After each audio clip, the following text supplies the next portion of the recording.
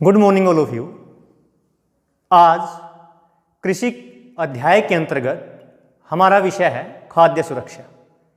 तो खाद्य सुरक्षा का अर्थ क्या है कि हमारे देश के अंदर प्रत्येक व्यक्ति उसको अपना जीवन जीने के लिए जितने पोषक तत्वों की आवश्यकता है वो उसके भोजन के अंदर मौजूद होने चाहिए। जैसे कैल्शियम है, प्रोटीन, विटामिन, ये सारे पोषक तत्व उसके भोजन के अंदर मौजूद होने चाहिए ताकि उसका शारीरिक मानसिक विकास सही तरीके से हो सके। तो खाद्य सुरक्षा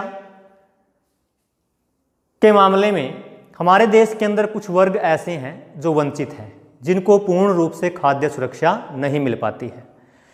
जितना भोजन या जितने पोषक तत्व उनको अपना मानसिक और शारीरिक विकास करने के लिए चाहिए वो उनके भोजन में मौजूद नहीं होते। तो वो कौन कौन से हैं? सबसे पहले तो आर्थिक दृष्टि से कम विकसित राज्य। हमारे कुछ राज्य हमारे देश के अंदर ऐसे हैं जो आर्थिक दृष्टि से काफ़ी निर्धन हैं। तो ऐसे क्षेत्रों में लोगों को पर्याप्त मात्रा में खाद्य सुरक्षा नहीं मिल पाती है या पर्याप्त मात्रा में भोजन नहीं मिल पाता है। दूसरा है प्राकृतिक आपदा प्रभावित क्षेत्र। हमारे देश के अंदर बहुत से क्षेत्र ऐसे हैं जहाँ पर बाढ़, भूकंप और बहुत सारी जो प्राकृतिक आपदाएं हैं वो समय समय पर आती रहती हैं और जिनके कारण वहाँ के लोगों का जो खाद्य सुरक्षा है वो प्रभावित होती है। तो हमारे देश के अंदर प्रमुख रूप से ये दो वर्ग हैं जिनकी खाद्य सुरक्षा समय समय पर प्रभावित होती रहती है या इनको खाद्य सुरक्षा से वंचित क्षेत्र इनको कह सकते हैं। उसके बाद देखिए कि भारतीय सरकार ने इस खाद्य सुरक्षा को सुनिश्चित करने के लिए ताकि प्रत्येक व्यक्ति को सही और संपूर्ण भोजन उसको मिले ताकि उसका विकास हो सके, तो उसके लिए भारतीय सरकार ने राष्ट्रीय खाद्य सुरक्षा प्रणाली का गठन किया है। तो राष्ट्रीय खाद्य सुरक्षा प्रणाली इसको हम दो भागों में बांट सकते हैं। पहला है बफर स्टॉक और दूसरा है सार्वजनिक वितरण प्रणाली, जिसको पीडीएस पब्लिक डिस्ट्रीब्यूशन सिस्टम भी कहा जाता है। तो ये बफर स्टॉक और सार्वजनिक वितरण प्रणाली क्या है इसको बारी से देखते हैं।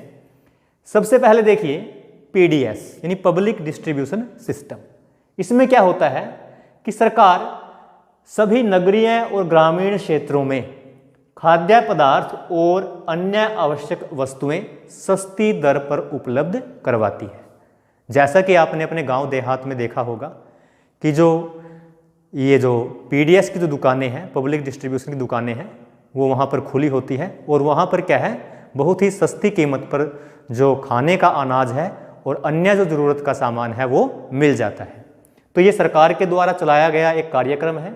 ऐसे ही बफर स्टॉक क्या है कि एफसीआई जो भारतीय खाद्य निगम जिसको बोलते हैं और फूड कॉरपोरेशन ऑफ इंडिया, जो सरकार के द्वारा सरकार क्या करती है एक न्यूनतम जो समर्थन मूल्य है उसकी घोषणा करती है। जब भी हम कोई फसल लगाते हैं तो उस फसल को लगाते ही सरकार क्या है उस फसल का न्यूनतम समर्थन मूल्य है वो घोषित कर देती है, जैसे गेहूं का और चावल का। तो उस न्यूनतम समर्थन मूल्य पर सरकार क्या करती है किसानों से उस खाद्यान्न को या उस अनाज को खरीद लेती है और उनका भंडारण करती है कहाँ पे? एफसीआई के गोदामों के अंदर। तो उसको बफर स्टॉक कहा जाता है। फिर उन गोदामों से ही उस अनाज को पीडीएस के माध्यम से लोगों में सस्ते मूल्य पर वितरित किया जाता है। तो इस प्रकार सरकार क्या करती है हमारे देश के अंदर जो खाद्य सुरक्षा है, लोगों की खाद्य सुरक्षा उसको सुनिश्चित करती है। तो ऐसे ही हमारे देश के अंदर जो दो वर्ग मैंने आपको बताए थे, जैसे आर्थिक दृष्टि से कम विकसित राज्य और प्राकृतिक आपदा प्रभावित क्षेत्र, तो इन लोगों का जो खाद्य सुरक्षा है तो ऐसे सुनिश्चित की जाती है। इस राष्ट्रीय खाद्य सुरक्षा प्रणाली को लागू करने के पीछे सरकार का मकसद क्या है, उद्देश्य क्या है? पहला क्या है कि कम कीमत पर अनाज उपलब्ध करवाना। हमारे देश के अंदर बहुत से लोग ऐसे हैं जो खाद्यान्न की जिस कीमत पर सरकार किसानों से खरीदती है न्यूनतम समर्थन मूल्य पर, उस कीमत पर उस अनाज को नहीं खरीद पाते हैं। तो सरकार क्या करती है पीडीएस के माध्यम से कम दाम पर क्या है लोगों को उस अनाज को उपलब्ध करवाती है। तो इसका उद्देश्य क्या है कि लोगों को कम कीमत पर अनाज उपलब्ध करवाना। दूसरा क्या है कि चावल गेहूं जैसी फसलों का न्यूनतम समर्थन मूल्य निर्धारित करना, क्योंकि हमारे देश के अंदर जो मुख्य खाद्यान्न फसलें हैं जो लोगों के द्वारा अपने भोजन में इस्तेमाल की जाती है खाने के लिए, तो गेहूं और चावल है। तो गेहूं और चावल का जो मूल्य है वो कम कर दिया जाता है, और ये मूल्य कम करने के पीछे उद्देश्य क्या है सरकार का, ताकि लोगों को खाद्य सुरक्षा दी जा सके। तीसरा क्या है, चावल और गेहूं के उत्पादन को बढ़ावा देना, क्योंकि हमारे देश के अंदर क्या है, अत्यधिक जनसंख्या चावल और गेहूं जो खाद्यान्न फसलें हैं उनके ऊपर ही निर्भर है अपनी भोजन संबंधी आवश्यकताओं के लिए। चौथा क्या है, भंडारण की व्यवस्था करना, क्योंकि चावल और गेहूं को अगर भंडारण करने की व्यवस्था नहीं है तो इस प्रकार क्या होता है कि जो वो सस्ते दाम में लोगों को उपलब्ध नहीं हो सकता। सरकार क्या करती है, किसानों से उसको न्यूनतम समर्थन मूल्य पर उसको खरीद करके और अपने गोदामों के अंदर उसको रखती है, और ज़रूरत के समय क्या है, लोगों को सस्ती कीमत पर उस अनाज को उपलब्ध करवाती है। तो यही हमारी जो ये उद्देश्य है किसका, हमारी राष्ट्रीय खाद्य सुरक्षा प्रणाली का उद्देश्य है। इसकी कुछ हानियां भी हैं। तो हानियां क्या है इस खाद्य सुरक्षा प्रणाली की, सबसे पहली जो हानि है वो है जलाक्रांतता या लवणता, सूक्ष्म तत्वों की कमी। यानी जब अत्यधिक मात्रा में हम चावल या गेहूं की फसल उगाने के लिए पानी का इस्तेमाल करते हैं, तो इस प्रकार क्या होता है कि अत्यधिक सिंचाई से जो जलाक्रांतता की जो समस्या है वो आती है, या ज़मीन के अंदर जो लवणता की मात्रा है वो बढ़ती है, और ज़मीन के अंदर सूक्ष्म तत्वों की कमी हो जाती है, क्योंकि फसलों का आवर्तन नहीं हो पाता है। हर बार चावल गेहूं है ना, वही जो फसलें हैं वो उगाई जाती है। तो इस प्रकार क्या है, जो सूक्ष्म तत्व हैं उनकी कमी ज़मीन के अंदर हो जाती है। दूसरा क्या है, इससे सस्या प्रारूप बिगड़ गया है। सस्या प्रारूप कैसे, कि जो फसलें हैं उनको बोने का जो एक समय होता है, एक अवधि के दौरान उनको बोया जाता है, तो अगर बार बार वही फसलें अगर उगाई जाएंगी तो दूसरी जो फसलें हैं उनको नहीं उगाया जाएगा, तो हमारा जो सस्या प्रारूप है वो बिगड़ गया है। तीसरा है, चावल व गेहूं का उत्पादन अधिक हो रहा है, लेकिन जो दूसरी फसलें हैं उनका उत्पादन, उनकी तरफ ध्यान नहीं दिया जा रहा है।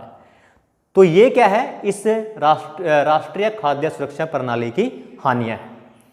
उसके बाद देखते हैं कि हमारे देश के अंदर जो उपभोक्ता है, उपभोक्ता कौन होते हैं, जो किसी वस्तु का उपभोग करते हैं, उसको भोगते हैं, उसका प्रयोग करते हैं। तो हमारे देश में उपभोक्ताओं को दो भागों में बांटा गया है। उपभोक्ता कौन होता है, जो किसी वस्तु का उपभोग करता है, उसका प्रयोग करता है। बीपीएल बिलो पॉवर्टी लाइन, गरीबी रेखा से नीचे, एपीएल अबव पॉवर्टी लाइन, गरीबी रेखा से ऊपर। तो ये जो है वो लोगों की प्रति व्यक्ति आय के आधार पर इसका निर्धारण किया जाता है। ऐसा माना जाता है कि ये वर्गीकरण क्या है, वो ठीक नहीं है, क्योंकि अगर कोई किसान एपीएल है, अबव पॉवर्टी लाइन है, और उसकी फसल खराब हो जाती है तो ऑटोमेटिक क्या है, बीपीएल श्रेणी में चला जाएगा। तो इस समस्या को दूर करने के लिए कुछ उपाय हैं वो सुझाए गए हैं। तो वो उपाय कौन कौन से हैं? सबसे पहले कृषि क्षेत्र में ऋणों की व्यवस्था करना। अगर हम कृषि क्षेत्र में लोगों को सस्ते ऋण, कम ब्याज पर अगर ऋण उपलब्ध करवाएं तो उससे जो किसान हैं उनकी काफ़ी मदद हो सकती है, और वो बीपीएल जो कैटेगरी है उसमें जाने से बच सकते हैं। दूसरा क्या है, नई प्रौद्योगिकी को बढ़ावा देना। नई नई जो तकनीकें हैं, नए नए जो यंत्र हैं, या नए जो खाद हैं, बीज हैं, उर्वरक हैं, अगर उनका इस्तेमाल करें तो इससे भी क्या है, उत्पादन को बढ़ाया जा सकता है, और एक बहुत बड़ी जनसंख्या को बीपीएल में जाने से रोका जा सकता है। तीसरा क्या है, फसल आवर्तन पर ध्यान देना। अब क्या है, एक ट्रेंड चला हुआ है कि चावल गेहूं, मतलब 2 या 3 फसलें ही क्या है वो उगाई जाती है। हमें क्या है, फसल आवर्तन पर ध्यान देना होगा, बदल बदल कर जो फसलें हैं वो लगानी होंगी। चौथा क्या है, सिंचाई और विद्युत उपलब्ध करवाना। लोगों को सिंचाई के साधन उपलब्ध करवाना, और उनको सस्ती जो विद्युत है, बिजली है, वो उपलब्ध करवाने से भी किसानों को क्या है, काफ़ी मदद हो सकती है। पांचवा है, अनाज के व्यापार को बंधन मुक्त करना। जो अनाज का व्यापार है उसके ऊपर किसी प्रकार का कोई प्रतिबंध नहीं होना चाहिए, वो बिल्कुल क्या है, स्वतंत्र होना चाहिए। उसके बाद देखते हैं कि भारत के अंदर खाद्यान्न उत्पादन में कमी आई है। खाद्यान्न उत्पादन में कमी के कारण क्या है, क्योंकि हमारी जो क्या है, हमारे देश की जो राष्ट्रीय खाद्य सुरक्षा प्रणाली है, इसके अनुसार क्या है, जो खाद्यान्न का उत्पादन है वो बढ़ा है और उसके बढ़ाने के प्रयास किए गए हैं।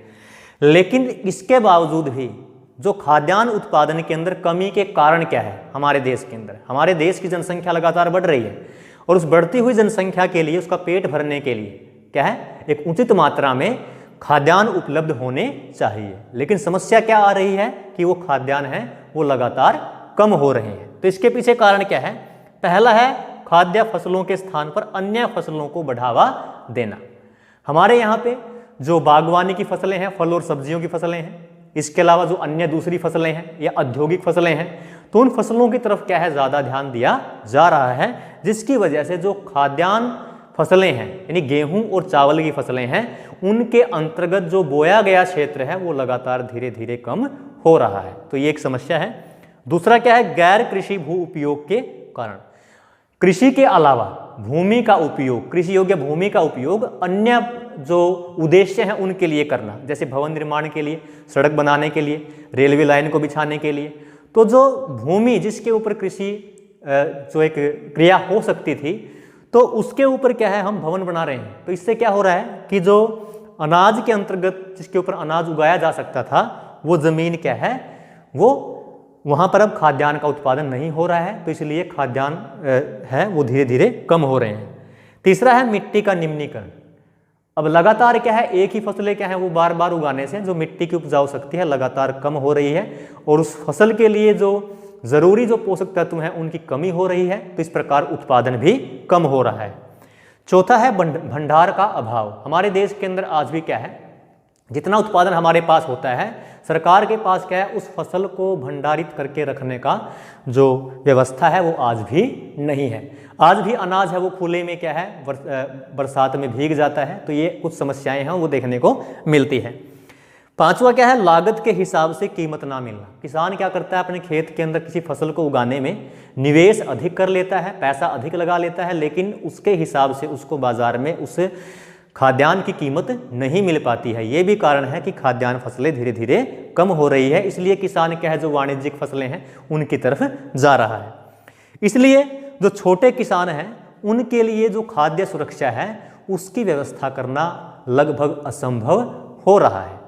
तो ये हमने इस टॉपिक में जाना और अगले टॉपिक में हम पढ़ेंगे कि भारतीय जो कृषि है उसके ऊपर वैश्वीकरण का क्या प्रभाव पड़ा है। धन्यवाद।